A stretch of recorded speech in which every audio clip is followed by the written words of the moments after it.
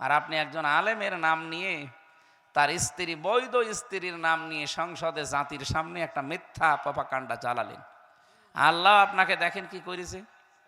এখন একটা হিন্দুর কাছে থাকা লাগছে। স্বামী স্ত্রীর সম্পর্ক বলতেন এতদিন, এখন যান, যার কাছে গেছেন তার সাথে তো বিয়ে করাও জায়েজ নেই, কারণ ও দাদা তো ফুল হাতা আর আমরা হাফ হাতা না। ফুল হাতার সাথে হাফ হাতা যায়। আর দাদার এখন যা বয়স, এই বয়সে যদি মুসলমানি দেওয়া লাগে, কে মুসলমানি দেবে? পাকা ভাম, বুড়ো ভামের কোন মুসলমানি কেউ দিতে পারবে? লজ্জা শরম ত্যাগ করে কেউ যদি কাটেও তা চোখ বন্ধ করে কাটা লাগবে। সে আগা কাটতে যে গোড়া কেটে দিয়েছে, কারণ মুসলমানের স্বাদ জীবনের মতো মিটে যাবে। মেয়েটা গেছে, অন্তত সেভাবে আছে ওইভাবে থাক।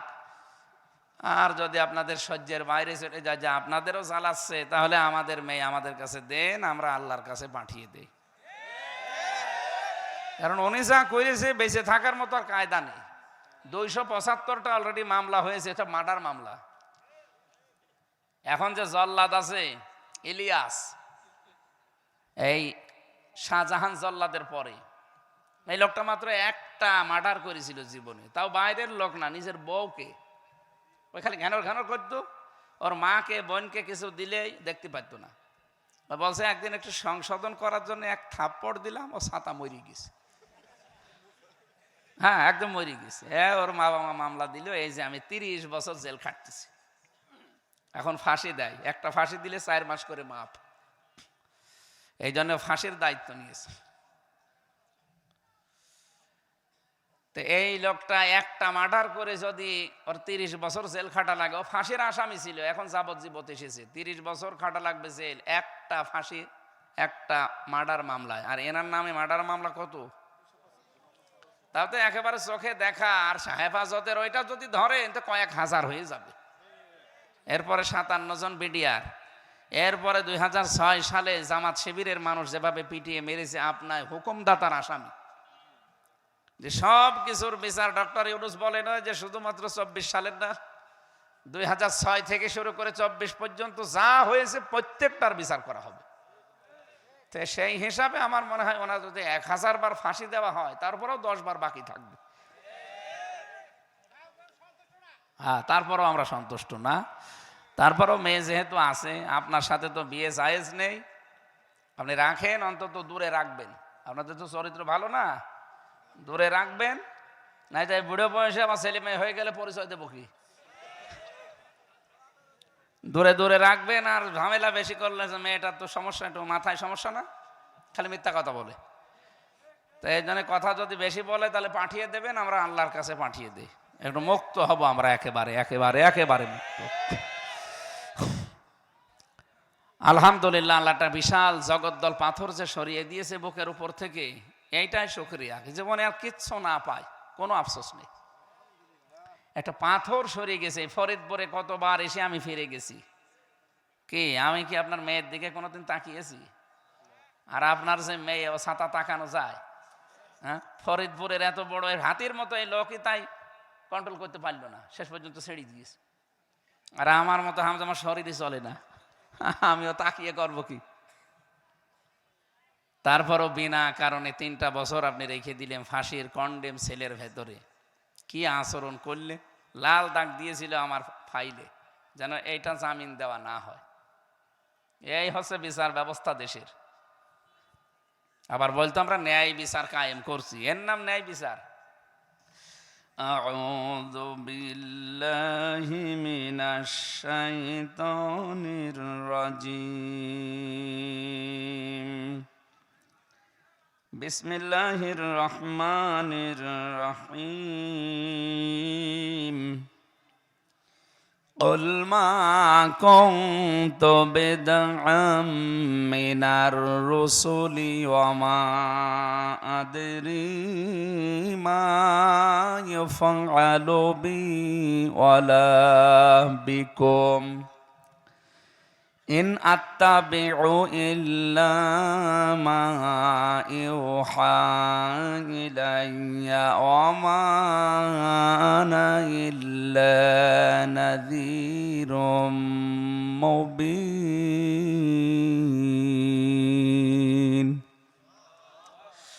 সাদাকতা ইয়া রাব্বানা।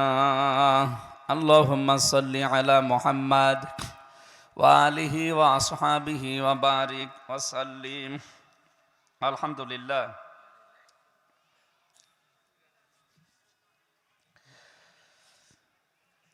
ফরিদপুর জেলার ভাঙ্গা থানার অন্তর্গত পূর্ব সদরদি রাবেয়া খাতুন মহিলা মাদ্রাসা ময়দানে রিভাব দেন রিভাব 14তম বাৎসরিক তাফসীরুল কোরআন মাহফিলের স্বনামধন্য সভাপতি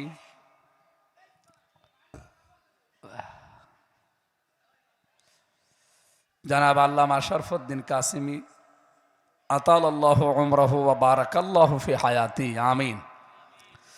মাহফিলের প্রধান অতিথি আলোড়ন সৃষ্টিকারী বক্তা জনাব মাওলানা মুফতি মাহফুজুর রহমান আইওবি, খতিব দারুস সালাম জামে মসজিদ বি বাড়িয়া। এতক্ষণ যারা আলোচনা রেখেছেন মুফতি আবু সালে রিদওয়ান, মাওলানা হোসাইন মাহফুজ চুয়াডাঙ্গা, মাওলানা সগির আহমেদ, প্রধান মেহমান সহসভাপতি বাংলাদেশ খেলাফত মজলিস ফরিদপুর জেলা শাখার বিশিষ্ট রাজনীতিবিদ আলহাজ মাওলানা মিজানুর রহমান মোল্লা, মাওলানা হাফিজুর রহমান, হাফেজ কারি মাহবুবুর রহমান, অনেক আলেমের নাম দিয়েছেন আলহামদুলিল্লাহ। ওয়ারফা'না লাকা যিকরাক, আলেমদের মর্যাদা সম্মান আল্লাহ আরো বাড়িয়ে দেন। বলেন বলেন। ইয়ারফাউল্লাহুল্লাযীনা আমানু মিনকুম ওয়াল্লাযীনা উতুল ইলমা দারাজাত, তোমাদের ভেতরে যারা ঈমান আনে আর যারা এলেম পায় তাদের মর্যাদা আল্লাহ বাড়াতেই থাকে, শুধু বাড়াতে থাকে না, বাড়াতেই থাকে। কিন্তু ঈমান থাকা লাগবে এবং জ্ঞানের ওপরে এলেমের ওপরে আমল থাকা লাগবে। আমরা বাংলাদেশে বহু আলেম দেখি তারা জ্ঞান অনুযায়ী আমল করে না, এই জন্য মানুষের ভেতরে তাদের সম্মান মর্যাদা দিনের পর দিন কমতে থাকে। আমি বাস্তবতায় অনেক মানুষকে চিনি, বিশাল আলেম, তো জ্ঞান অনুযায়ী কাজ নেই। নবীরা জ্ঞানের ওপরে কাজ করতে গিয়ে তাদের নাম পর্যন্ত হারিয়ে ফেলেছে। মুসা আলাইহিস সালামের নাম ইহুদিরা পাল্টিয়ে দিয়েছে জোসেফ, ইব্রাহিম নবীর নাম পাল্টিয়ে দিয়েছে আব্রাহাম, হযরত ঈসা নবীর নাম খ্রিস্টানরা পরিবর্তন করে দিয়েছে যিশু। কত মানুষের নাম আমরা দেখেছি পৃথিবীতে পাল্টিয়ে যায়। আল্লামা দেলাওয়ার হুসাইন সাইদি রহমতুল্লাহ আলাইহি তার নামও পাল্টিয়ে দিয়েছে, দেল্লো শেখদার দিয়েছে। আপনাদের ফরিদপুরের সন্তান শহীদ আব্দুল কাদের মোল্লা রহমতুল্লাহ আলাই, তার নাম দিয়েছে কসাই কাদের। আমাকে বেশি বললাম? আল্লামা আহমেদ শফি রহমতুল্লাহ আলাইহি তার নামও জালেমরা পাল্টিয়ে দিয়েছে, তেতুল হুজুর দিয়েছে। উনি কি তেতুল হুজুর? হাজার হাজার আলেমের উস্তাদ। বাংলাদেশে যদি 10 জন আলেম থাকে তিনি একজন। চলে গেছে, আল্লাহ জান্নাতুল ফেরদাউস নসিব করুন। আর একজন ছিলেন আল্লামা জনায়েদ বাবুনগরী রহমতুল্লাহ আলাইহি, লক্ষ লক্ষ হাদিসের হাফেজ, কত মানুষকে আলেম বানিয়েছে, জ্ঞান দিয়েছে। তাকে রিমান্ডে আলেমরা যা করেছিল পৃথিবীর ইতিহাস পাল্টিয়ে ফেলেছে। তার দাড়ি চেপে ধরে টান দিয়ে দাড়ি তুলে ফেলার উপক্রম হয়েছিল। উনি বরদোয়া দিয়েছিলেন ওই দিন। এই জন্যে তার বরদোয়ার কারণে মেয়ের হাতে মারা গেছে ঐশীর বাবা।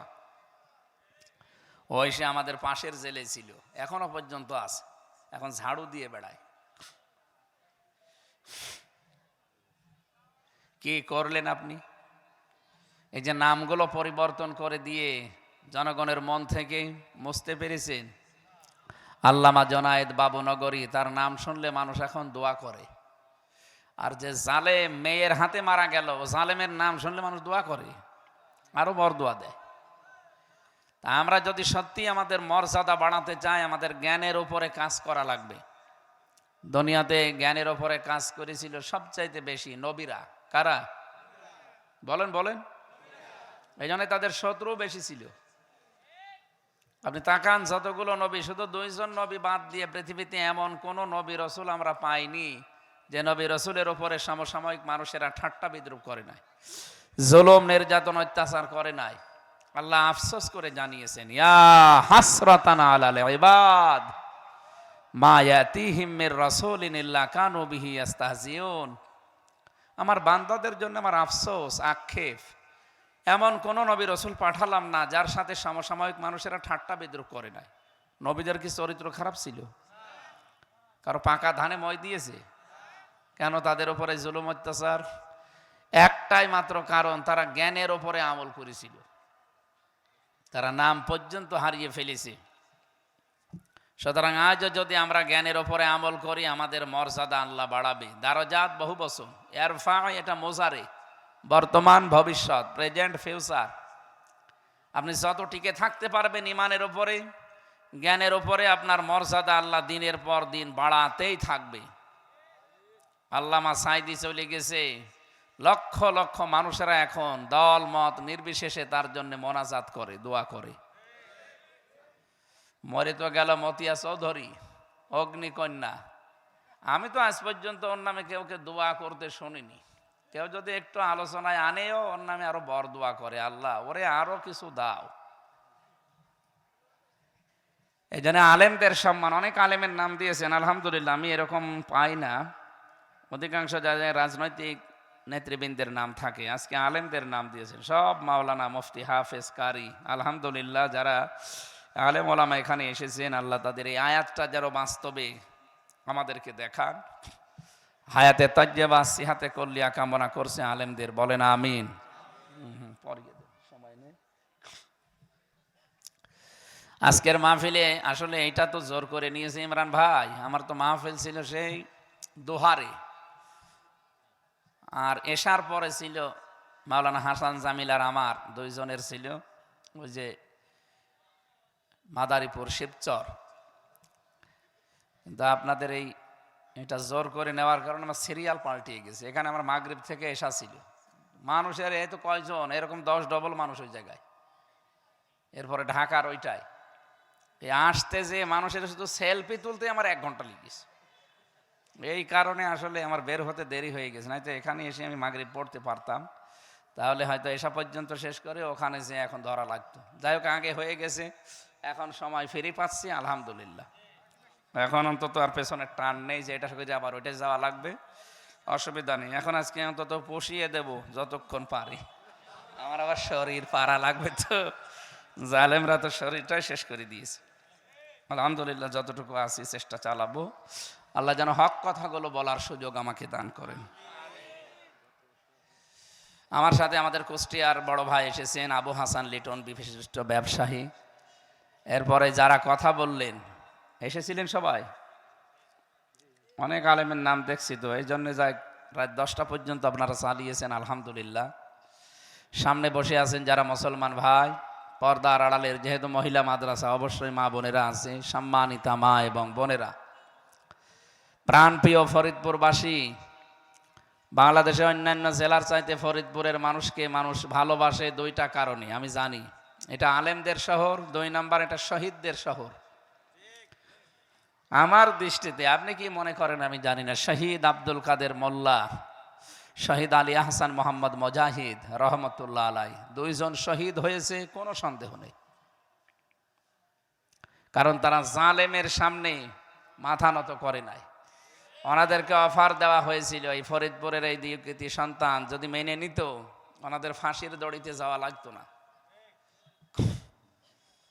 আব্দুল কাদের মোল্লা উনি বারবার বলছিলেন যে আমি কিন্তু ওই কসাই কাদের না, আমি সারা জীবন বাম রাজনীতি করলাম, আমি ছাত্র ইউনিয়ন করতাম ঢাকা বিশ্ববিদ্যালয়ে, আর আপনারা এই জামাত ইসলাম করার কারণে আজ আমারে রাজাকার বলে ফাঁসি দিচ্ছেন, কিয়ামতে আপনাদের সাথে দেখা হবে।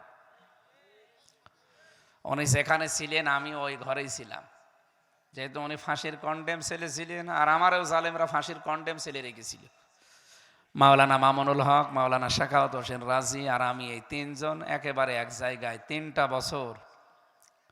মামুন সাহেব বহু উপকার করেছে আমার জীবনে, বিশেষ করে এই 3 বছর অনেক শ্রম দিয়েছে আমার পেছনে, খাবার দাবারে, অর্থনৈতিকভাবে এবং বুদ্ধি পরামর্শ দিয়ে আমার পরিবারকে। উনিও মাজলুম মানুষ। আল্লাহ রাব্বুল আলামিন জালেমদের রোশানলে তাকে ফেলেছিল। কত বড় একটা জালেমা সংসদে দাঁড়িয়ে একজন আলেমের চরিত্র নিয়ে কথা বলে। আপনার চরিত্র ঠিক আছে? আমি আমার ফাঁসি চাই এই বইটা পড়লে আপনার মুখে মানুষ থুতু দেবে। কেউ যদি আমার ফাঁসি চাই এই বইটা পড়ে, তা তো আপনার নিজের লোক লিখেছে, বীর মুক্তিযোদ্ধা কি মতিয়ার রহমান রেন্টু।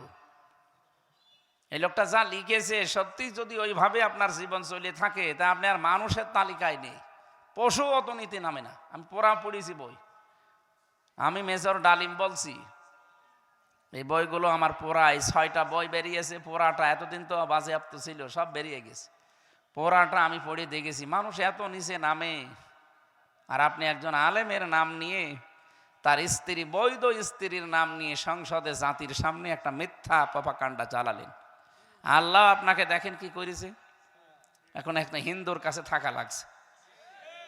স্বামী স্ত্রীর সম্পর্ক বলতেন এতদিন, এখন যান, যার কাছে গেছেন তার সাথে তো বিয়ে করাও জায়েজ নেই, কারণ ও দাদা তো ফুল হাতা আর আমরা হাফ হাতা না। ফুল হাতার সাথে হাফ হাতা যায়।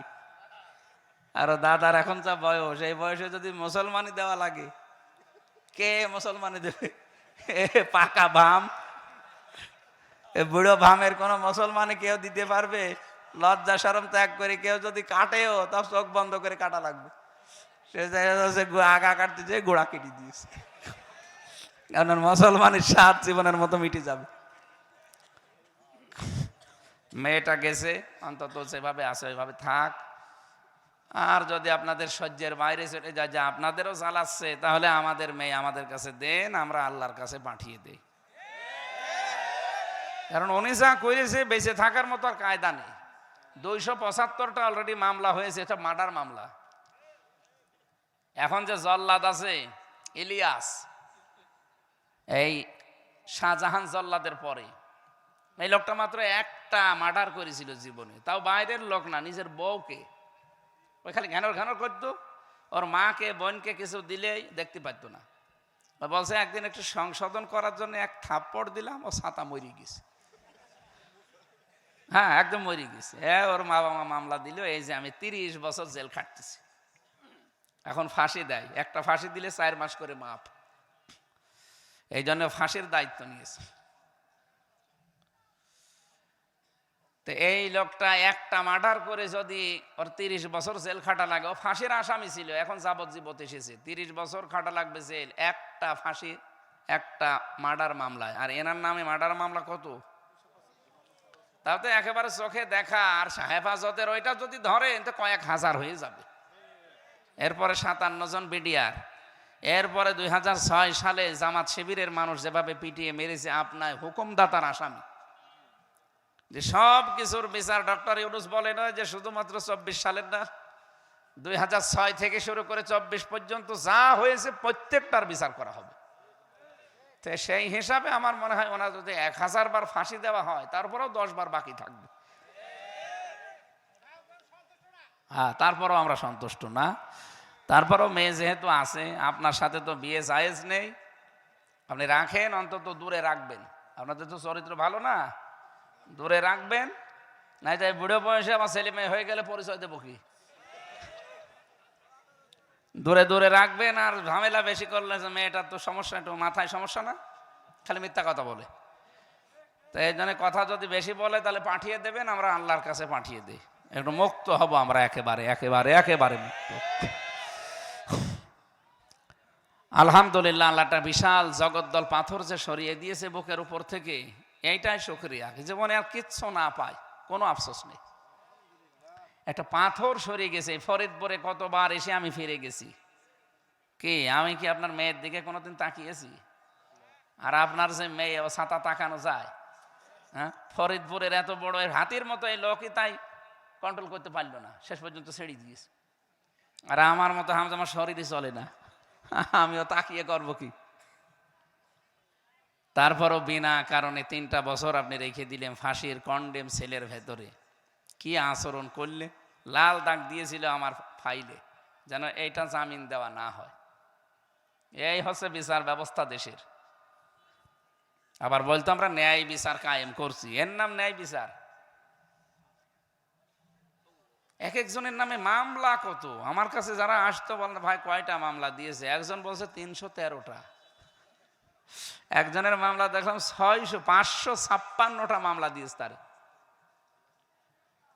ও যদি জামিনও পায় তো সারা জীবন লাগবে শুধু হাজিরা দিতে। কি আরম্ভ করেছিলেন বলেন তো! আল্লাহ একেবারে এমন তোলা তুলেছে, ও সে ডেড সি বানিয়ে দিয়েছে না জর্ডানে, লূত নবী আলাইহিস সালামের জামানার মানুষদেরকে এই লাওয়াতাত করার কারণে। আমার মনে হয় আল্লাহ এদেরকে এইরকম এত উপরে তুলেছে, একবারেই শেষ। যারা যারা অবিচার করেছিল প্রত্যেককে আল্লাহ ধরছে। এখনো অনেক জালেম আছে, তাদেরকেও ধরা দরকার। যারা এই ছাত্র জনতার বুকে গুলি চালিয়েছে, অনেক প্রশাসনে এরকম ভণ্ডামি আছে, এদেরকে ধরা দরকার। এদেরকে ওইভাবে বুকে গুলি লাগিয়ে ঠেকিয়ে মারা দরকার। দেখ কেমন লাগে! আমরা আদালতে আমারে মামুনুল হককে যখন হাতে বেড়ি দিয়ে মাজায় দড়ি দিয়ে তুলতো, ঢান্ডা বেড়ি দিয়ে, তখন ওই জালেমরা দেখলাম টিপ্পনি কাটতো। এখন কেমন লাগে! এখন আপনাদের তুলছে, এখন আমরা বলি যে দেখ কেমন লাগে। এই যে কালামানিক শুনলাম যে ওর বিসি উড়ে গেছে। ঠিক হইছে, ওর বিসি উড়ে গেছে, ওর বউ টেকবে। কয়দিন পর শুনবেন ওর বউ আল্লাহ রাস্তায় চলে গেছে। বেশি থাকছে তাই বউ চলে যাচ্ছে, আর অত বেশি নেই। কত মানুষের জীবন নষ্ট করেছে চেয়ারে বসে শয়তান। সাইদি সাহেবকে ফাঁসি দিতে পারি না, এজন্য নাকি ওর জীবনের বড় আফসোস। এবার ওরে আফসোস দেখাচ্ছে। তো দুনিয়া গেল, আখেরাতে ওর জন্য ভয়াবহ শাস্তি আছে, কারণ ও নায়েবে রাসূলদের বিরুদ্ধে ছিল। যারা আমরা যারা আজকের এই ময়দানে এসেছি একটা ফাঁকা বুক নিয়ে, অন্তত হালকা হালকা লাগছে যে আল্লাহ আমাদেরকে কোরআনে কারিমের যে আয়াত পড়েছি আমরা ওই আয়াতের তাফসীর করব ইনশাআল্লাহ। যিনি আমাদেরকে নিয়ে আসলেন রাতের বেলা, বলেন আলহামদুলিল্লাহ। দরুদ আর সালাম পাঠ করছি আমাদের নবী মুহাম্মদুর রাসূলুল্লাহ সাল্লাল্লাহু আলাইহি ওয়াসাল্লামের প্রতি। যারা আদর্শ পেয়ে আমরা আসলে খুশি না বেজার? মন থেকে আমরা খুশি তো? আলহামদুলিল্লাহ। সূরা আহকাফ 35টা আয়াত আছে, মাত্র একটা আয়াত পড়েছি, 9 নম্বর আয়াতটা। এই আয়াতের ভেতরে যত তথ্য আছে আমরা পয়েন্ট আকারে বের করবো ইনশাল্লাহ। তাফসীর আকারে কথা বলছি, খুব ভালো করে মিলাবেন। আমাদের জীবন যেন আজকে আল্লাহ পরিবর্তন করে দেয় কোরআনের কারণে। জবান খুলে পড়েন আউযু বিল্লাহি মিনাশ শাইতানির রাজিম। বিসমিল্লাহির রহমানির রহিম।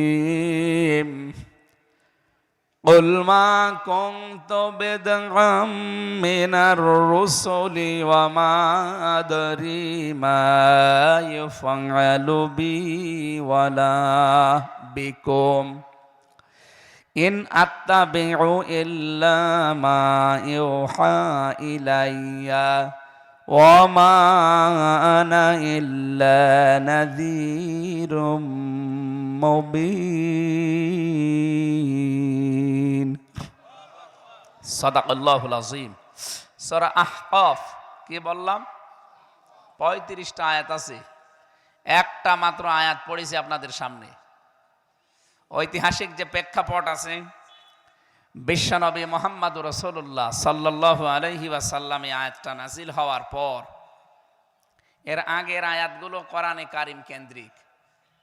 কোরআন নাজিল হওয়ার পরে কাফেররা নবীজির উপরে দোষ দিয়েছিল যে এটাও বানিয়ে বলে, মুহাম্মদ এটা বানিয়েছে। ওয়াকালু আসাতিরুল আউয়ালিন ইকতাতাবাহা ফাহিয়া তুমলা আলাইহি বুকরাতা ওয়া আসীলা। কাফেররা বলতো উনি এগুলো মানুষকে দিয়ে লিখিয়ে নিয়ে আয়, সেগুলো আমাদের সকাল সন্ধ্যা পড়ে পড়ে শোনায়। বলেন নাউজুবিল্লাহ। রব্বুল আলামিন বলেন কুলিন ইফতারাইতুহু ফাআলাইয়া কুলিন ইফতারাইতুহু ফালা তামলিকুনা লি মিনাল্লাহি শাইআ হুয়া আ'লামু বিমা তুফিদুনা ফীহি।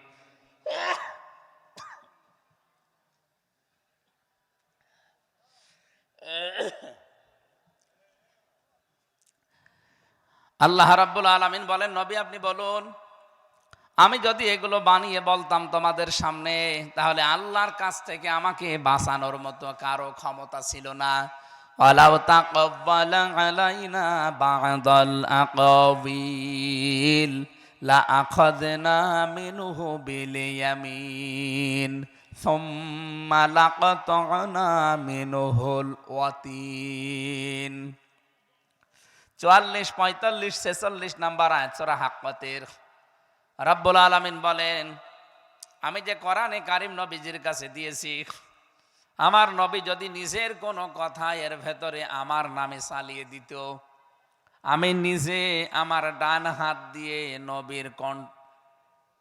হাত দিয়ে নবীজিকে চেপে ধরতাম আর তার কণ্ঠনালী কেটে ফেলে দিতাম। এখানে বাংলা অর্থ একটা বিভিন্ন তাফসিরে হয়তো ভুল মিস্টেক আছে, ভুল বলবো না, মিস্টেক হয়ে গেছে। লা আখাযনা, এখানে আলেম আছে অনেক। লা আখাযনা মিনহু বিল ইয়ামিন, আল্লাহ বলেন অবশ্যই আমি ধরতাম, মিনহু তাকে, বিল ইয়ামিন বি মানে দ্বারা, দিয়ে কর্তৃক, ইয়ামিন মানে ডাইন হাত। এখানে ফাইল সরাসরি কে? কর্তা আল্লাহ নিজে। আল্লাহ বলেন আমি ধরতাম আমার ডান হাত দিয়ে, নবীর ডান হাত ধরতাম, এ কথা এখানে নেই, কিন্তু বাংলায় এটা লেখা আছে। এই জন্য যারা পড়বেন, আমরা মনে হয় সামনে যারা সিলেবাস ভুক্ত আলেম তারা ভুল করে, চিন্তা ভাবনা করে পড়বেন। মাওলানা মামুনুল হক হাফিজাহুল্লাহ জেলখানার ভেতরে আমি ওনার কাছে এটা জিজ্ঞাসা করি, এর আগে আমি জানতাম, ওনার কাছে আরো ক্লিয়ার হয়েছিলাম। ওনার কাছে পুরা আরবি গ্রামার আমি আবার ঝালাই করেছিলাম ভেতরে, যে পুরাটা একেবারে সেই কায়দা মিজান মুন সাহেব থেকে শুরু করে কাফিয়া পর্যন্ত, এগুলোই তো গ্রামারের কিতাব, সারে জামি পর্যন্ত, কাফিয়া পর্যন্ত ওনার কাছে আমি একেবারে সিলেবাস করে করে, কারণ কাজ নেই কাম নেই, ২৪ ঘন্টা তালা মারা, কি করব। ওনারে পেয়েছিলাম আর মাওলানা সাখাওয়াত হোসেন রাজি হাফিজাহুল্লাহ, দুইজনেই ভালো, আরবি গ্রামারে অনেক দক্ষ। আমিও কওমি মাদ্রাসায় পড়েছিলাম, কিন্তু আমি ভুলে গিয়েছিলাম। আলিয়া মাদ্রাসা এবং বিশ্ববিদ্যালয়ে যাবার পরে এইদিকে আর টান ছিল না, ওই দুনিয়াবি লাইনে পড়তে গিয়ে এগুলো অনেক হারিয়ে ফেলেছিলাম। পরে এই ৩টা বছরে পুরা ঝালাই করে একেবারে আয়নার মতো করে নিয়েছি। আলহামদুলিল্লাহ আমার ভালো হয়েছে, কিন্তু কষ্টও হয়েছে। ভালো হয়েছে আলহামদুলিল্লাহ। তো এই যে লা আখাযনা, আলেমরা একটু চিন্তা ভাবনা করে পড়তে পারেন না? ওনাদের পড়া আমাদের পড়া তো একটু পার্থক্য হওয়া দরকার। আল্লাহ বলেন আমি ধরতাম, নবীর হাত না, আমি নিজের হাত দিয়ে ধরতাম, বিল ইয়ামিন, আমার ডান হাত দিয়ে ধরতাম। বলেন তো, ডান হাতে আল্লাহ নাম না দিয়ে যদি বিশ্বমাল দিতেন যে আমি বাম হাত দিয়ে ধরতাম, আল্লাহর বাম হাতে শক্তি নেই? বাম হাতে থাপ্পড় খেয়েছেন আল্লাহর, সোনামি আসে না মাঝে মাঝে, এক থাপ্পড়ে 2 লাখ 2.5 লাখ সব দুনিয়া থেকে বিদায় করে দেয়। তাহলে আল্লাহর ডান হাতেও শক্তি আছে, বাম হাতেও আছে না নেই? ডান হাতের নাম দিলেন কেন? না, ডান হাতের নাম দিয়েছেন এই কারণে যে আমরা সচরাচর যে উদাহরণ দিলে বুঝি ভালো, আপনি দেখবেন কোরআনে আল্লাহ ওই রকম উদাহরণ বেশি দিয়েছেন। আমরা যেহেতু জানি যে কোনো জিনিস শক্ত করে ধরতে হলে বাম হাত না ডান হাত দিয়ে ধরা লাগে, যদিও আল্লাহ 2 হাতেই শক্তি আছে। আল্লাহ বলেন আমি ডান হাতটার কথা দিলাম, মানুষ যেন সহজে বোঝে যে আমি ডান হাত দিয়ে তার মানে শক্ত করে ধরতাম। লা আখাযনা মিনহু বিল ইয়ামিন, আমার ডান হাত দিয়ে নবীকে আমি চেপে ধরতাম। সুম্মা লাকাতা'না মিনহুল ওয়াতিন, এবং যেটা দিয়ে কথা বলে ওই কণ্ঠনালী আমি কেটে ফেলে দিতাম। ফামা মিনকুম মিন আহাদিন আনহু হাজিজিন, কেউ নেই আমার কাছ থেকে নবীকে বাঁচানোর, কোনো ক্ষমতা কারো নেই। এত বড় কঠিন কথা আল্লাহ কোরআনের ব্যাপারে দিলেন, আর তোমরা বানিয়ে বানিয়ে আমার নামে এই কথাগুলো চালাও যে আমি তোমাদের বানিয়ে শোনাই, আমাকে কেউ লিখে দেয়। হুয়া আ'লামু বিমা তুফিদুনা ফি, যেগুলো বলছো বানিয়ে, এটা সবচাইতে ভালো জানে আমার আল্লাহ। কাফা বিহি শাহিদাম বাইনি ওয়া বাইনাকুম ওয়া হুয়াল গফুরুর রহিম, তোমাদের জন্য আমাদের মাঝে, দুইজনের মাঝে সাক্ষী হিসাবে যথেষ্ট আমার আল্লাহ। আল্লাহর পরিচয় আল্লাহ 2টা এখানে দিয়েছেন, আল্লাহ একদিকে গফুর আর একদিকে রহিম। এই কথাগুলো বলতে বলতে এই যে পরের আয়াত যেটা, এটা কোন আয়াতের তাফসির করতে হলে আগের আয়াত পরের আয়াতের সাথে রিলেটেড কি আছে সম্পর্ক কি আছে এটা আস্তে করে টাচ দেওয়া লাগে, আমি একটু দিলাম। তাহলে এটা কোরআন কেন্দ্রিক। কোরআনে কারিম নাজিল হলেই উনি যেহেতু প্রচার করতেন, কাফেররা এই কথা তুলেছিল যে আপনি বানিয়ে বলেন, কারোর কাছ থেকে লিখে নিয়েছেন। আল্লাহ রাব্বুল আলামিন বলেন, নবী আপনি এখন বলুন ওদেরকে, কুল মা কুনতু বিদআম মিনার রাসূলি ওয়া মা আদরি মা ইয়াফআলু বি ওয়ালা বিকুম। আমি তোমাদের কাছে কোনো নতুন রসুল না, আমার পূর্বে বহু নবী রসুল এই দুনিয়াতে এসেছিল, আল্লাহর ওহী নিয়েই তারা এসেছে। কারণ নবী আর রসুল হওয়ার জন্য 3টা গুণ থাকা লাগবে। কয়টা? 1 নম্বরে তার উন্নত চরিত্র হওয়া লাগবে, 2 নম্বরে তাকে আল্লাহ কম বেশি কিছু মুজিজা দেবে, 3 নম্বরে তার কাছে আল্লাহ ওহী পাঠাবে। পৃথিবীতে যত নবী রসুল আল্লাহ পাঠিয়েছেন প্রত্যেকের কাছে এই 3টা জিনিস ছিল। কথা বলেন না কেন?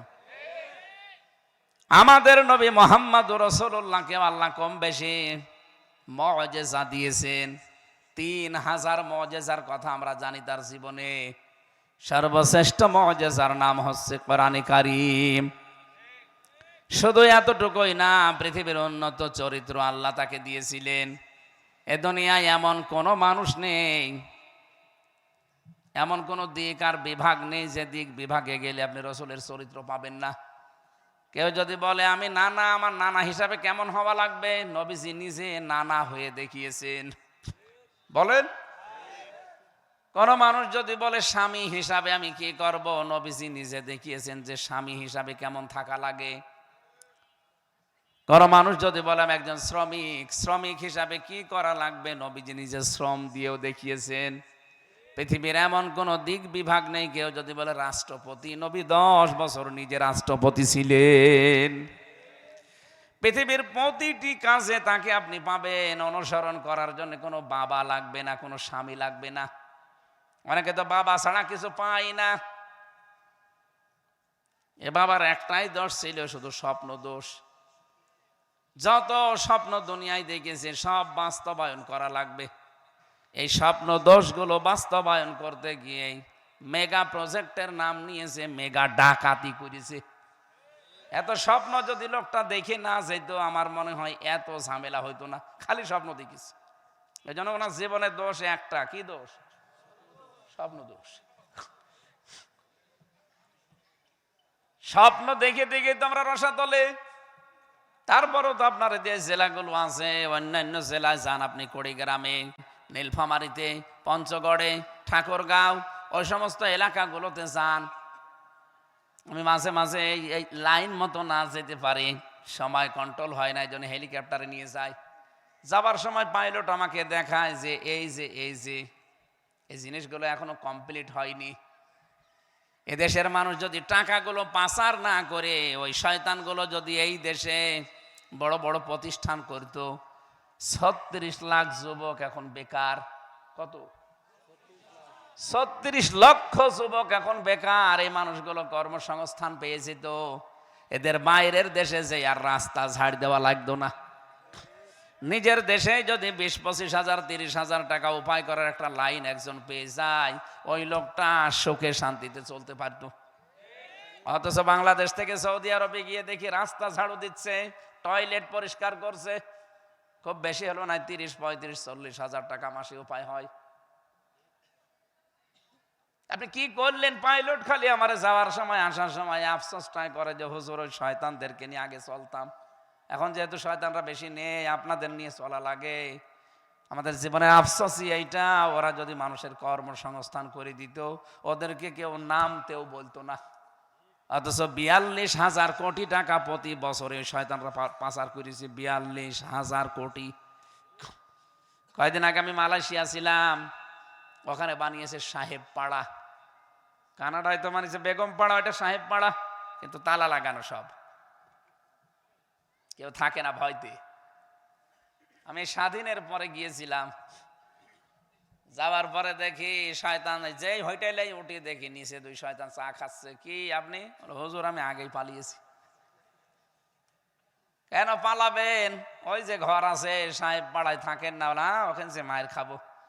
এই দেশে বাংলাদেশের মানুষ আছে, যদি দেখে যে ওই ঘরে আমি আছি, আমার পিটিয়ে লাশ বানিয়ে ফেলবে। কি করলেন?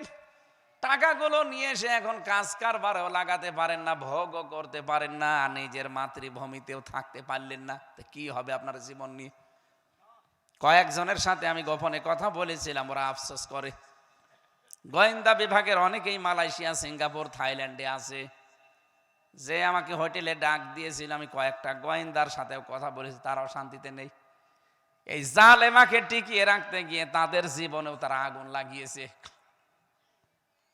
এই জন্য বলছে, টাকাগুলো যদি পাচার না করে এগুলো দিয়ে এই দেশের মানুষের কর্মসংস্থান তৈরি করতেন, সারা জীবন আপনার বাপ অন্তত দোয়া পেত। দোয়া কবুল হয়তো কিনা জানি না, দোয়া পেত।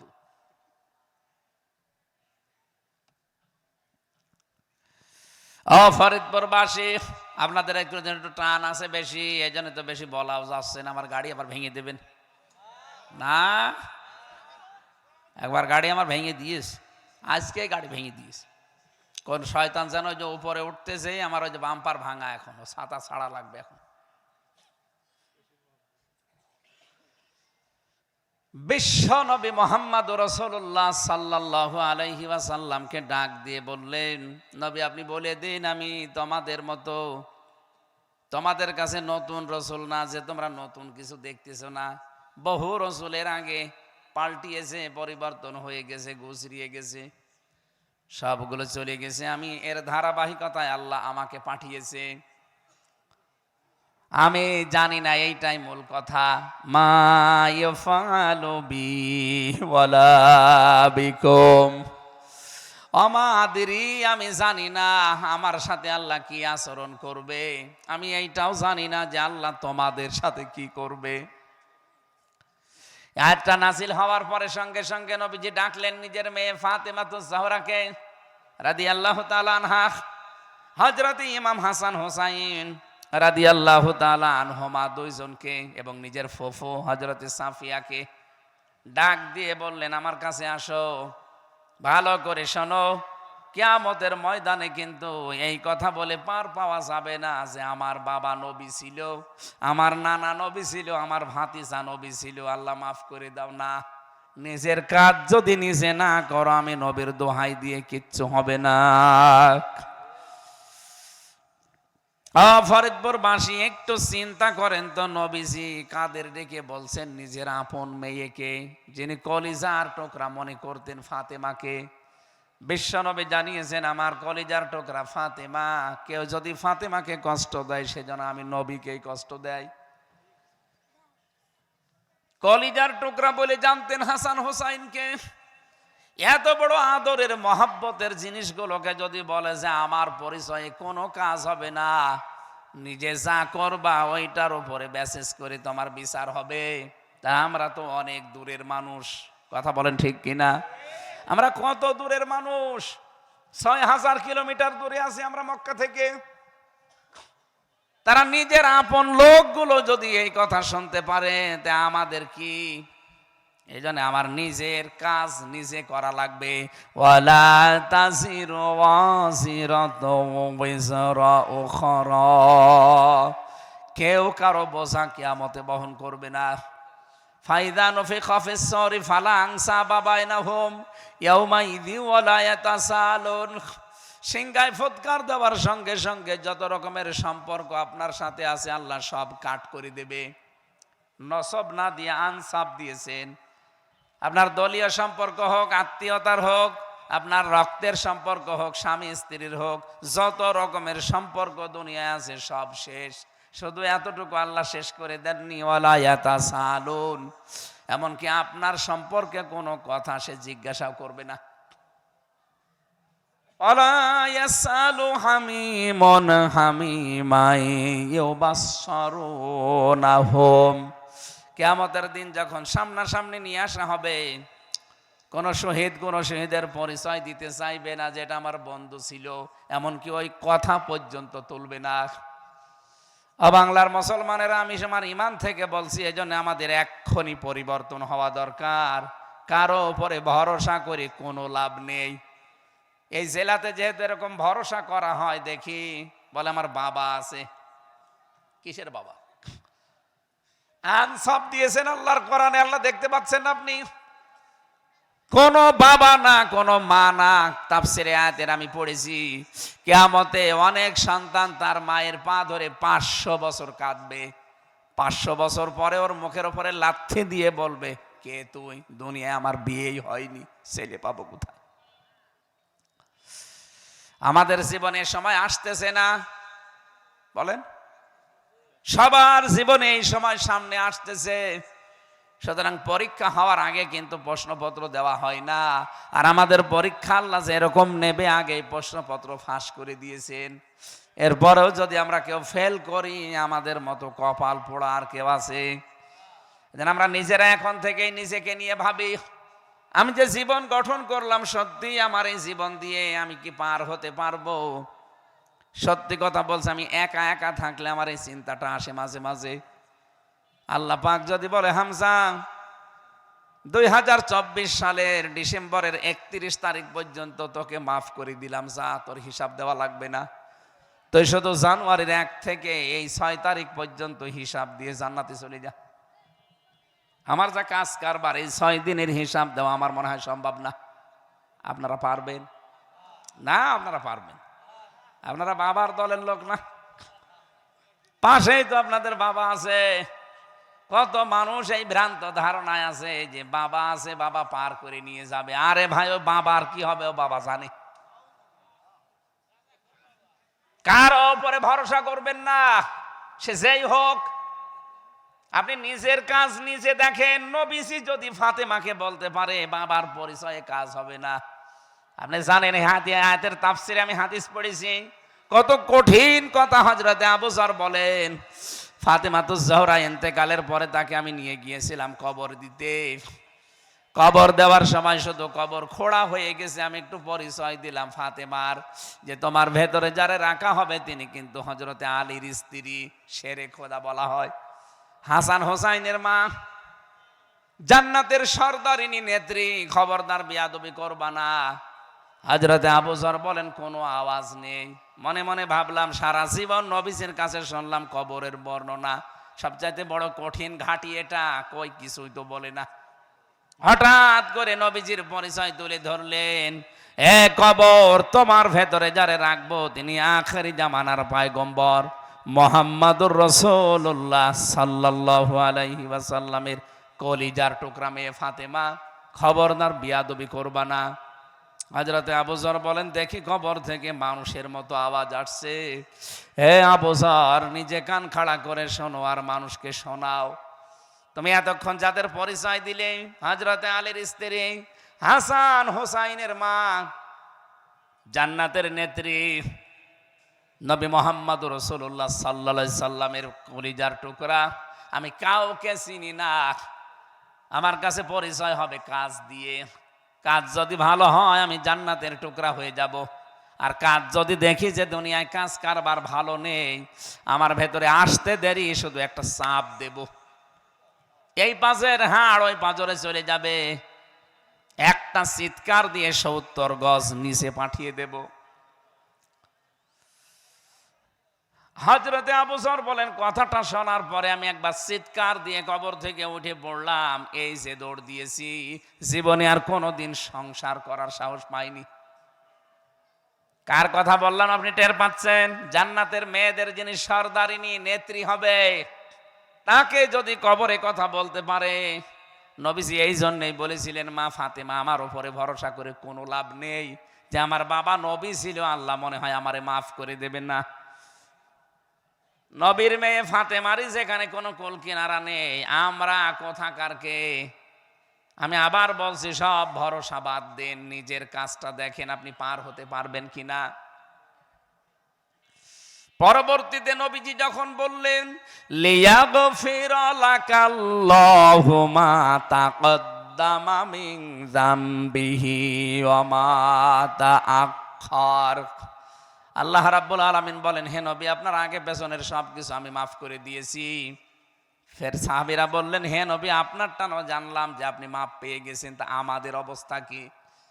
পরবর্তীতে পরের আয়াতটা আল্লাহ নাযিল করে জানিয়েছিলেন এক সময় লিয়ুদখিলাল মুমিনিনা ওয়াল মুমিনাতি জান্নাতিন তাজরি মিন তাহতিহাল আনহার ইলা আখিরি আয়াত।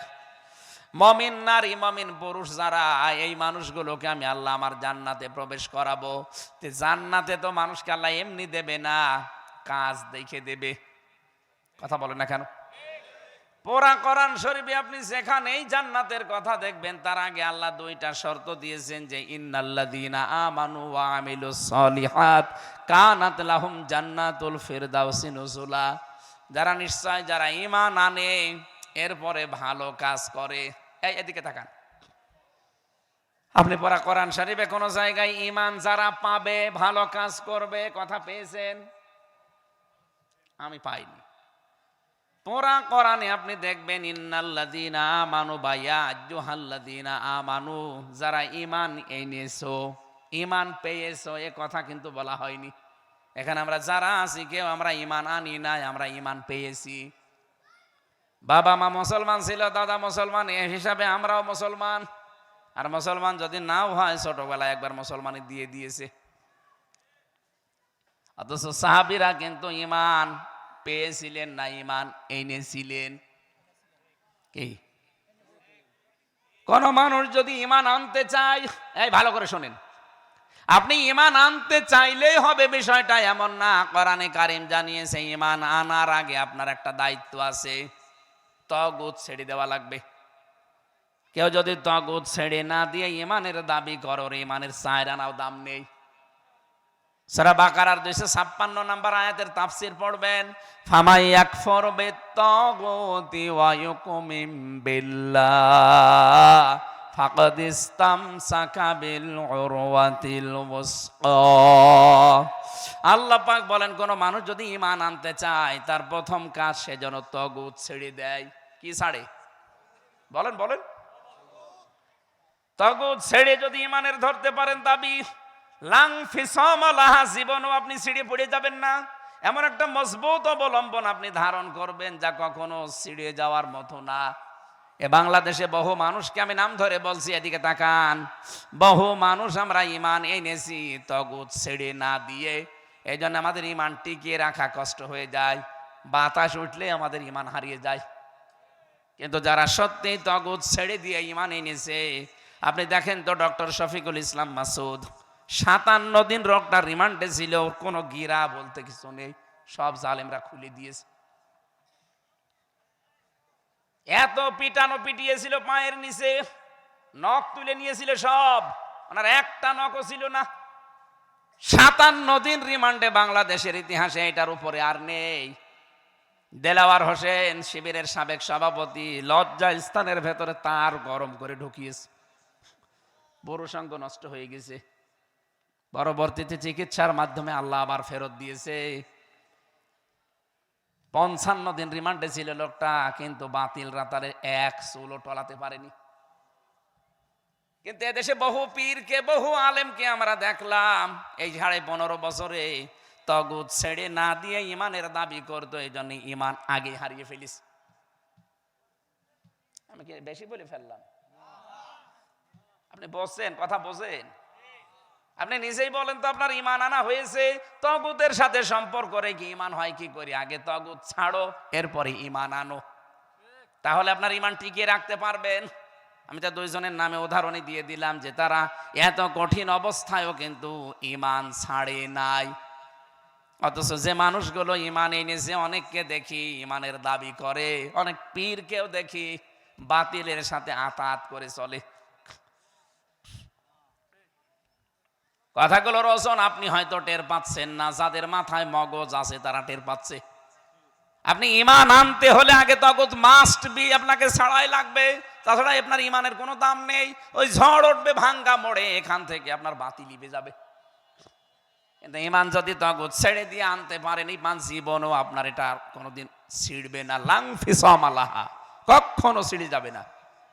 এখন তাগুত কি, এটা আমরা অনেকে চিনি না। তাগুতের প্রথম অর্থ, তাগুত মানে শয়তান। তাগুত মানে কি? এখন বলেন শয়তান পাবো কোথায়? শয়তান কি বাংলাদেশে আছে? শয়তান কি? শয়তানের কাজ কয়টা? 4টা কাজ করে শয়তান বেশি। কয়টা বলেন বলেন? এই 4টা কাজ যদি কারো ভেতরে থাকে বুঝবেন আপনি নিজেই শয়তান হয়ে গেছেন, ও শয়তান আর খোঁজ করা লাগবে না। 1 নম্বরে তাগুতের অর্থ হচ্ছে শয়তান। আর শয়তানের কাজ কয়টা? শয়তানের প্রথম কাজ, সে অহংকারী। এদেশে তো অহংকার ছিল না। আমি রিমান্ডে 10 দিন টের পেয়েছিলাম যে ওই শয়তানদের অহংকার কি, কিছুই মনে করতো না, আল্লাহর ভুল ধরতো। হ্যাঁ, আল্লাহর ভুল ধরতো। আমি একটু নামাজের জন্য সময় চেয়েছি, আমার 4 ওয়াক্ত নামাজ তো পড়তে দেয়নি, আমার টাঙিয়ে রেখেছিল 11 ঘন্টা। মাজায় দড়ি দিয়ে ডান্ডা বেড়ি লাগিয়ে পেছনে হ্যান্ডকাপ বেঁধে আমার হাত কেটে গিয়েছিল। 11 ঘন্টা টাঙিয়ে রেখেছে মাটির নিচে। আমি জানি না এখন কয়টা বাজে, জোহর আসর মাগরিব এসে আমারে পড়তে দেয়নি। নামাজের কথা জিজ্ঞাসা করলে গালি দেয় যে নামাজ পড়ে কি পাও? নামাজ পড়ে যদি কিছু পাওয়াই যাবে কই, আমাদের হাত থেকে তোমারে কেউ বাঁচায় না। কি বলবেন বলেন? ওগুলো মুসলমান। নাম শেখ ইমরান হোসেন, জাহিদ হাসান, আব্দুল মান্নান, এরপরে আসাদুজ্জামান, এই পাশের জেলায় বাড়ি গোপালগঞ্জে। আতিকুর রহমান ভুইয়া, মিজানুর রহমান, এটা মাদারীপুর না? ফরিদপুর, মাদারীপুরে বাড়ি। এগুলো সব ছিল আমার দায়িত্বে। আমার অত্যাচার করার জন্য ওদেরকে দায়িত্ব দিয়েছিল প্রশাসন থেকে। কোথায় আছে যে শয়তানগুলো আমি খুঁজি পাই না, মনে হয় মাটির নিচে চলে গিয়েছে।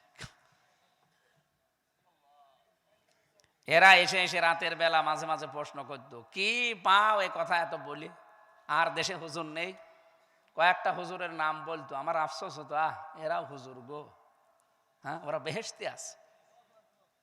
আমারে শিখিয়ে দিতে যে এইভাবে কথা বলবা, আর আমরা যেগুলো বললাম এইগুলো যদি ম্যাজিস্ট্রেটের কাছে বলতে পারো কালকে ছেড়ে দেব। না, এইটা বলা সম্ভব না, সব বানানো কথা, সব জামাত ইসলামের বিরুদ্ধে, আকিস গ্রুপের বিরুদ্ধে, দেশের বিরুদ্ধে। না, এ কথা একটাও বলা যাবে না।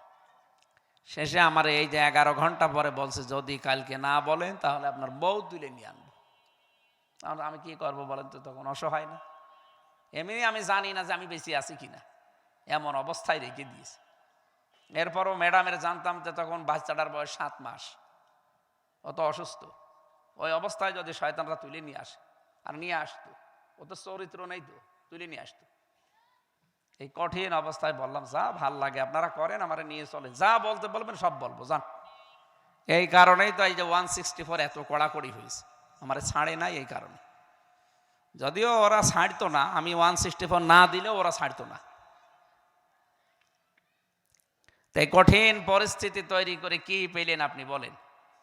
কিছু পেয়েছেন? যা উপায় করেছিলেন, আকিস গ্রুপের কাছ থেকে 32 লাখ টাকা নিয়েছেন। আমার বাবার কাছ থেকে প্রায় এই 3 বছরে ঘাপে ঘাপে প্রায় 30 লাখ টাকা নিয়েছেন। কি করলেন টাকা? এখন এসে মামলার আয় সেদিন কল দিয়ে বলছো, হুজুর মাফ করে দিন। কিসের মাফ? আগে টাকা ফেরত দিন। কিসের মাফ? আগে টাকা ফেরত দেবেন, এরপরে আপনার মাফ হবে। তাদের অহংকার আমি দেখেছি কাছ থেকে। আল্লাহর যদি ভুল ধরতে পারে, কি অহংকারী বলেন তো? এই জন্য তাগুতের প্রথম অর্থ বললাম শয়তান। শয়তানের প্রথম কাজ হচ্ছে সে অহংকারী। বলেন বলেন? 2 নম্বরে শয়তানের কাজ, সে হচ্ছে অপচয়কারী। ইন্নাল মুবাদ্দিরিনা কানু ইখওয়ানাশ শায়াতিন, যারা অপচয় করে তারা শয়তানের ভাই হয়ে যায়। 3 নম্বরে শয়তানের কাজ হচ্ছে, এই পৃথিবীতে শয়তান যৌনতা ছড়াতে ভালোবাসে। নিজের গোপন অঙ্গগুলোকে মানুষকে দেখিয়ে শান্তি পায়। এখান থেকে বাঁচাতে হলে আমাদের মেয়েদেরকে, মাদেরকে, বোনদেরকে দিনের শিক্ষার বিকল্প কিচ্ছু নেই। এদের এই বয়সে দেখেছি বিশ্ববিদ্যালয়ে মেয়েরা সিগারেট খাচ্ছে, লাল পানি খায়। আপনি বাঁচাবেন কি করে মেয়েদেরকে? এরকম মহিলা মাদ্রাসায় 3টা বছর 5 বছর আগে একটু পড়িয়ে নেন, এরপরে যেখানে দেবেন দেন, জীবনে ওরে কেউ খারাপ করতে পারবে না। আমি গ্যারান্টি দিলাম, এরকম মহিলা মাদ্রাসা যেখানে কোরআনের শিক্ষা দেওয়া হয়, হাদিস পড়ানো হয়, 3 বছর মাত্র নয় 5 বছর, একটু পড়ান, এরপরে আপনি মেয়েকে ডাক্তার বানাবেন, বানান, কোনো অসুবিধা নেই। আপনার মেয়ে যদি ডাক্তার ফাতেমা সিদ্দিকা রাজশাহী এরকম ডাক্তার হয়, ও মেয়ের দ্বারা আপনি সাদগায়ে জারিয়ার সওয়াব পাবেন। হ্যাঁ, মেয়ে না, ওই রকম মেয়ে বানাবেন। আপনার মেয়ে যদি হয়, নাম নিলাম না, সারা জীবন গাইল খাবেন। কথা বলছেন এখন। বিশ্ববিদ্যালয়ে দেখতাম মাস্টার্সে ক্লাস চলছে, আর শিক্ষককে জুতা দিয়ে পিটাচ্ছে, ছেলে মেয়ে দুইজনেই। স্যার বলছে, মা ও বাপ আমারে ছেড়ে দিয়ে জীবনে আর তোর ক্লাস নেব না। ওই শয়তান, তোরে মেরেই ফেলবো। আমি এই বয়সে এইটাও দেখেছি, শিক্ষক অজু করছে আর ছাত্র পানি পানি ঢেলে দিচ্ছে, অথচ কেবল আলিফ বা তাসা শেষ হয়েছে এই ছাত্র। ওইটা মাস্টার্স করার পরে জানোয়ার হয়ে গেছে অলরেডি, আর এটা কেবল কায়দা, এখনো শেষ হয়নি, এ মানুষ হয়ে গড়ে উঠছে।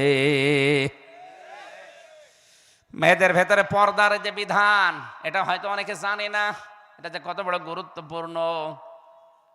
একজন মেয়ে লোক যদি বেপর্দা হয়ে যায়, কমপক্ষে 4 জন পুরুষ মানুষ জাহান্নামের সাথে নিয়ে যাবে। প্রথমে নেবে তার বাবাকে, এরপরে তার বড় ভাইকে, এরপরে তার স্বামীকে, এরপরে তার বড় ছেলেকে। বলেন তো, এই দেশে যদি দিনের শিক্ষা, মহিলা মাদ্রাসাগুলো না থাকে, মক্তবগুলো না থাকে, কি হবে আপনি ভেবে দেখেছেন? এক একজন মহিলা যদি জাহান্নামে যায়, 4 জন পুরুষ মানুষ সাথে নেয়, তা আমরা কোন জায়গায় যাব? এজন্য এটা টিকিয়ে রাখবেন।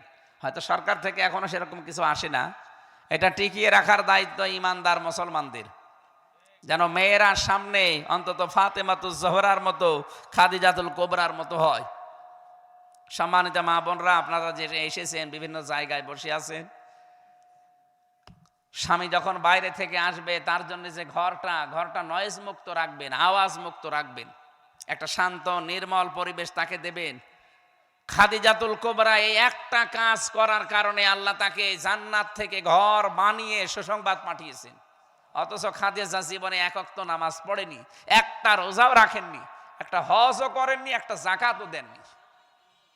কাজ করেছেন শুধু এইটা, তিনি স্বামীর পেছনে শ্রম দিয়েছেন, স্বামীর জন্য সব উজাড় করে দিয়েছিলেন। যতক্ষণ বাইরে থেকে না আসে, দেওয়ালের সাথে অথবা দরজার সাথে হেলান দিয়ে তিনি ঘুমিয়ে পড়তেন, স্বামীর যেন কষ্ট না হয়। এজন্য আপনাদেরকে আহ্বান জানাচ্ছি, উনি যখনই বাড়ি আসতেন, নবীজি একটা শান্ত নির্মল ঘর পেতেন, কোনো আওয়াজ নেই। আল্লাহ খুশি হয়ে খাদিজার জন্য একটা আওয়াজ মুক্ত ঘর জান্নাতে আলাদা বানিয়ে তাকে সুসংবাদ দিয়েছেন। যারা স্বামীর জন্য এরকম কাজ করতে পারবেন, ঘরটা শান্ত শিষ্ট করে রাখতে পারবেন, আর এগুলো তৈরি করতে হলে তার ভেতরে দ্বীনের জ্ঞান লাগবে। কথা বলে না কেন? আপনার মেয়ে বিসিএস ক্যাডার হতে পারে, বিশ্ববিদ্যালয়ের শিক্ষিকা হতে পারে, ওর ভেতরে দ্বীনের জ্ঞান না থাকলে তার সাথে স্বামী সংসার করে জীবনও শান্তি পাবে না। বহু মানুষকে দেখছি এই ছোট্ট জীবনে। আমি তো বড় না, সবচাইতে বড় গ্রুপে আছি, আকিজ গ্রুপ, নাম শোনেননি? বাংলাদেশে 3 জন ধনী থাকলে তার ভেতরে একজনের 4টা করে বউ, 2টা করে বউ, 3টা করে বউ। ধনী মানুষ তো, তাদের টাকা পয়সা আছে, বিয়ে তাদের আরো করার দরকার ছিল যদি জায়েজ থাকতো। জায়েজ নিয়ে অন্তত 4টা পর্যন্ত আছে। কিন্তু যে মেয়েদেরকে নিয়ে এসেছে অনেক পরিবারে দেখি না, ধনী মানুষদের পরিবারে শান্তি নেই, কারণ মেয়ে তো ওই রকম না। বউগুলো যদি সত্যি দিনের জ্ঞানওয়ালা, হ্যাঁ অনেক দিনের জ্ঞানওয়ালা মহিলাকেও পেয়েছি, কিন্তু স্বামীর গুরুত্ব দিতে চান না, খালি মা বোনের কথা শুনে শুনে সংসারে অশান্তি তৈরি করে। সম্মানিত মা বোনেরা, এটা খুব খেয়াল করা দরকার। মনে করছেন এ আর কি দুনিয়ার কাজ? কে বলেছে দুনিয়ার কাজ? আপনার কারণে যদি স্বামী অশান্তিতে থাকে, কষ্টের ভেতরে থাকে, মনোকষ্টে হোক, শারীরিক কষ্টে হোক, আপনি নামাজ পড়ে রোজা রেখে কালো বোরকা পরে জীবনও জান্নাতে যেতে পারবেন না। এত মর্যাদা দিয়েছে আল্লাহ স্বামীকে। এজন্য আমাদের উচিত খাদিজাতুল কোবরার মতো স্বামীর সম্মান মর্যাদা দেওয়া। তাহলে ওনার জন্য যদি আল্লাহ একটা জান্নাতে ঘর বানিয়ে পাঠিয়ে দিতে পারে সুসংবাদ, আপনাকে হয়তো দেবে না, কিন্তু খাদিজার সাথে আপনি জান্নাতে থাকতে পারবেন। বলেন, আমরা একটা নয়েজ মুক্ত, আওয়াজ মুক্ত ঘর চাই না? কিন্তু পাই। সারা রাত সারা দিন পরিশ্রম করে বাড়ি গেলে ঘ্যাও ঘ্যাও ক্যাও ক্যাও করতে আসে। আর তো এমনি করে না, ওরে করায়, ওর মা আর ওর বড় বোন ওখান থেকে শুধু বুদ্ধি দেয়। মা বোনেরা, আপনি অনেকে মনে করছেন আমি নামাজ পড়ি, রোজা রাখি, কালো বোরকা পরে চলি, আল্লাহ আমারও জাহান্নামে দেবে। জাহান্নামে দেবে না মানে আপনি জাহান্নামে যে বসে আছেন। কোন স্ত্রী যদি মারা যায়, স্বামী যদি বলে এই স্ত্রী সত্যি আমার মন মতো ছিল, নবীজি বলেন তাকে আল্লাহ মাফ করে দেবে। আমার মনে হয় এখানে এরকম স্বামী খুব কম যে স্ত্রী মরে গেলে মন থেকে বলবে যে আমার বউ ভালো ছিল। হয়তো লোক দেখানোর জন্য বলতে পারে, কিন্তু ভেতরে ভেতরে বলে যে মরে গেছে, ঠিক হয়েছে, আমি আর একটা করবো। আল্লাহ মা বোনদেরকে খাদিজাতুল কুবরার মতো, খাদিজা যতদিন জীবিত ছিলেন ততদিন নবীজি বিয়ে করার চিন্তাও করেননি। আর আমরা এমন বউ, ও বউ থাকতে প্রতিদিন 10 বার করে চিন্তা আসে, ও মরে না কেন, আমি আর একটা নেব। এ কথা বলছে না কেন? এই যৌনতা ছড়ানো বন্ধ করা লাগবে। নিজেদের গোপন অঙ্গগুলো, নিজের অঙ্গ যেগুলোকে ঢেকে রাখা দরকার। মানুষকে সব দেখিয়ে মজা পান আপনি। এই পৃথিবীতে একটাই মাত্র প্রাণী আছে যে তার লজ্জাস্থান মানুষকে দেখায়, কুকুর। কি নাম? এত বড় লেজ, অথচ উল্টো করে মানুষকে দেখায়, যা দেখবি দেখ। এই বাংলাদেশে, এই পৃথিবীতে যারা নিজেদের গোপন অঙ্গ প্রত্যঙ্গগুলো যেগুলো ঢেকে রাখা দরকার, এগুলো যারা আরো উন্মুক্ত করে মানুষকে দেখায়, আপনি বুঝবেন ওটা একটা টাটকা কুকুর। এখন যদি আজকের মাহফিলের যিনি এখানে বসে আছে, ইনি বাড়ি গেল, সালাম দিল, ওনার বউ যদি বলে কুকুরের বাচ্চা, ওনার রাগ হবে? হ্যাঁ, এই যে ইমরান সাহেব, এনারাই যদি এখন বাড়ি যাওয়ার পরে বলে কুকুরের বাচ্চা, রাগ হবেও না? না না, জ্ঞানী মানুষ হলে রাগ করার কথা না। চিন্তা করবে যে আমার বউ তো শিক্ষিতা, একটা ধার্মিক মেয়ে, ভালো বংশের মেয়ে, এ কোনোদিন আমার মুখের উপরে মুখ তুলে কথা বলে না, আর আজকে আমার কুকুরের বাচ্চা বলে গালি দিল। অবশ্যই এর জিনে ধরিস। কিসে ধরিছে? এর জিনে ধরেছে, ভূতে ধরেছে, তাছাড়া তো গালি দেওয়ার কথা না, আমারে তো গালি দেবে না। আপনার বউ স্বাভাবিক থেকে অস্বাভাবিক হয়ে গেলে যদি আপনার এই মনে হয় যে ওরে জিনে ধরেছে, যৌনতা ছড়ানো কাজ হচ্ছে শয়তানের। আপনি যখন দেখবেন যে আপনি যৌনতা ছড়াতে ভালোবাসেন, আপনার ভালো লাগে, মনে করবেন আপনি আর মানুষ নেই, শয়তান আপনাকে দখল করে ফেলেছে। শয়তান আপনাকে জাহান্নামে নেওয়ার জন্য অলরেডি হাঁটা আরম্ভ করিস, এক্ষুনি থামবেন। এরকম শয়তানের যে আচরণগুলো পাওয়া যাবে, এখান থেকে মুক্ত হতে না পারলে আপনি ঈমান আনলেও ঈমান টিকিয়ে রাখতে পারবেন না। এই জন্য আমাদের উচিত হচ্ছে, আমরা যদি ঈমান আনতে চাই, ঈমান আমরা তো পেয়েছি, ঈমান আনতে চাইলে এই সমস্ত বিষয়ের সাথে মুক্ত হয়ে সম্পর্ক ছেদ করে ঈমান আনা লাগবে। লাং ফিসাম আলাহা, কখনো এটা আর ছিড়বে না। আল্লাহ আমাদেরকে এরকম ঈমান আনার তৌফিক দেন, বলেন আমিন। ইন আত্তাবিউ ইল্লা মা ইউহা ইলাইয়া, আমাদের দায়িত্ব আমরা যতটুকু পাই এটা পৌঁছিয়ে দেই।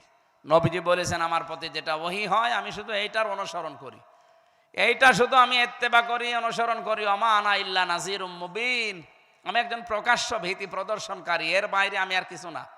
দাম্পত্য জীবনের যে কলহ, আমি জেলখানায় বসে বসে মামুনুল হক সাহেবকে নিয়ে 6টা বই লিখেছিলাম, পাবলিশ করতে পারি নাই, বাইরে এসে ওগুলো নোট করে করে আবার ছেড়েছি। পারিবারিক জীবনের দাম্পত্য কলহ এবং তার সমাধান কি হবে, এই গাড়িতে আছে, আপনারা মেয়েদের জন্য নেবেন, আর মেয়েরা আপনার স্বামীকে ছেলেকে পাঠিয়ে দেন, তারা যেন ছেলেদেরটা নিয়ে যায়। একটা পুরুষের আছে, একটা মেয়ের আছে, এটা নিয়ে 120 পৃষ্ঠা আমি বহু তথ্য দিয়েছি, পুরাটা মিলিয়ে পড়বেন, পারিবারিক জীবনে শান্তি আসবে বলে আমি আশা করি। আমরা আমাদের নিজেদের কাজকর্মগুলো সংশোধন করে ঠিক করে নেব, আমিন। বারাকাল্লাহু লানা ওয়া লাকুম ফিল কোরআনিল আযীম, আল্লাহুম্মা আমিন। লা হাওলা ওয়ালা কুওয়াতা ইল্লা বিল্লাহিল আলিয়্যিল আযীম। রব্বানা আতিনা ফিদ দুনিয়া হাসানা ওয়া ফিল আখিরাতি হাসানা ওয়া কিনা আযাবান নার। রব্বুল আলামিন, সারাটা জীবন অপরাধ করে জীবনটা নষ্ট করে ফেলেছি। কোরআনে কারিমের বিশাল অনুষ্ঠানে এসে আজকে তোমার দরবারে হাত তুলেছি। ফরিদপুরের ভাঙ্গা পূর্ব সদরদি রাবিয়া খাতুন মহিলা মাদ্রাসার উদ্যোগে বিশাল ওয়াজ মাহফিলে রাত 11টা পার হয়ে গেছে।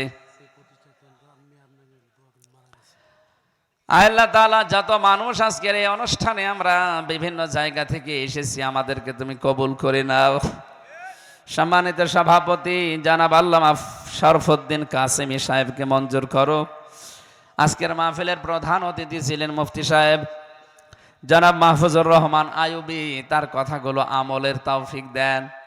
মাওলানা হোসাইন মাহফুজ সহ যত আলেম এখানে কথা বলেছে, বিশেষ করে এই মাহফিলের প্রতিষ্ঠাতা, এই মাদ্রাসা যিনি প্রতিষ্ঠাতা জনাব চান মিয়া, আল্লাহ তিনি সহ যত মানুষ এই মাহফিলের সাথে মাদ্রাসার সাথে জড়িত আছে, এই মেয়েদের দিন শেখাতে গিয়ে যারা কষ্ট স্বীকার করে, জনাব অলিউল্লাহ সহ কত আলেমরা এখানে এসেছে, কত চেষ্টা সাধনা করছে এলাকার মানুষেরা। তোমার হাবিব জানিয়েছে দিন শিক্ষার জন্য যে টাকাগুলো ব্যয় হবে ওই টাকার হিসাব দেওয়া লাগবে না। এলাকার মানুষের দিল মন তুমি এই মাদ্রাসার দিকে ঝুঁকিয়ে দাও। জালেমদের জেলখানায় 3টা বছর আমি অসুস্থ হয়ে পড়েছি, আল্লাহ আমাকে শেফায়ে কামেলা আজেলা নসিব করো। কত মানুষ এখানে আছে মনের ভেতরে, যার যে কামনা বাসনা আমাদের জায়েজ আশাগুলো পূরণ করে দাও। কখন কার কাছে মরণ চলে আসে জানি না। সম্মানিত মা বোন যারা এসেছে এদেরকে খাদিজার মতো আয়সার মতো বানিয়ে দাও। এই মাদ্রাসায় যারা লেখাপড়া করছে এদের মেধা স্মৃতি খুলে দাও রব্বুল আলামিন। শুধু মেধা স্মৃতি খোলা না, এই মানুষগুলোকে তুমি মানুষের মতো মানুষ বানাও। এদের মেধা স্মৃতি খুলে হযরত আয়েশার মতো আলেমা হওয়ার তৌফিক দাও। আল্লাহুম্মা রাব্বির হামহুমা কামা রাব্বায়ানি সগীরা। সেই কুষ্টিয়া থেকে আমার সাথে আবু হাসান লিটন ভাই এসেছে, তার মা বাবাকে মাফ করে দাও। আল্লাহ তাআলা আমি নিজে শারীরিকভাবে প্রচন্ড অসুস্থ, এখনো স্বাভাবিক হতে পারি নাই। তোমার কাছে মুসাফির অবস্থায় এতগুলো মানুষ নিয়ে দোয়া করছে, আল্লাহ আমাকে আগের অবস্থায় ফিরিয়ে দাও। ইমরান ভাইয়ের মাধ্যমে এলাকাতে আসা হয়, আল্লাহ তোমার এই গোলামকে তুমি মরিয়মের বাবা ইমরানের মতো বানিয়ে দাও। তাকে তুমি হেদায়েত দান করো, তার পরিবারটাকে কবুল করে নাও, তার বাবা মাকে মাফ করে দাও। এ মাদ্রাসার মহাতামিম শিক্ষক শিক্ষিকা যারা আছে এই মানুষগুলোকে দিনের ইখলাস তুমি আরো বেশি দান করো। আজকের মতো আমরা এই বিশ্বাস নিয়ে হাত নামাচ্ছি যে আমাদের কথা তুমি শুনেছো এবং কবুল করে নিয়েছো। আলহামদুলিল্লাহি রাব্বিল আলামিন। লা ইলাহা ইল্লাল্লাহু মুহাম্মাদুর রাসূলুল্লাহ।